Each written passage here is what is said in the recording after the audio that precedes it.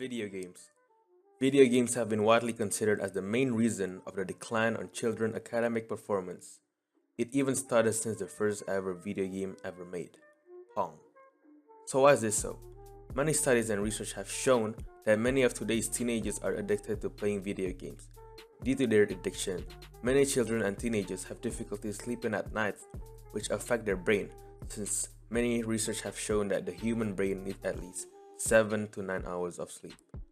Some teenagers may use games excessively so much that it dominates their life and intervenes with their study time. Studies from 2007 have shown that teenagers who play video games excessively spend 40% less time doing their homework than regular students. From a research that myself conducted, I have gathered information that 50% of teenagers I surveyed did not meet their target grade or was not satisfied with their grade results. Video games have been suggested to make teenagers lazy, which decreases their academic performance. Violent video games have also been blamed to increase students' aggression and emotion.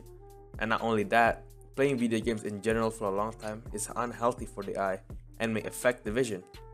But is it possible to play games and still have a good academic life? Absolutely. Studies from Royal Melbourne Institute of Technology surveyed a test of math, science, and reading of 15-year-old students.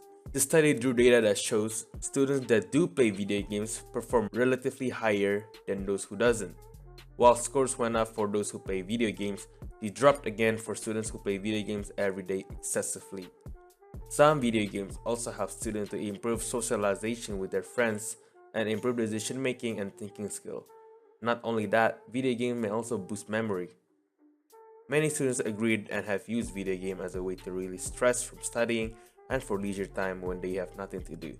So playing moderately is indeed good for your health. But of course, there are different types of games such as MMOs, RPGs, adventures, puzzle, and many more.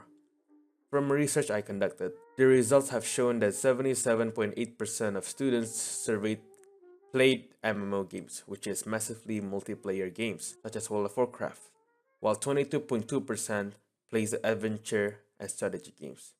This 22.2% of the students seems to have a higher academic grade than the 77.8% of students. So what we can draw from this video is that playing games moderately with time limit can indeed help academic performance for teenagers and students in school. However, once a student plays excessively with no limitation and took the time for studying for gaming, then it will most likely result in a lower grade, which can be good for school. So do play game, but don't forget that studying is the priority.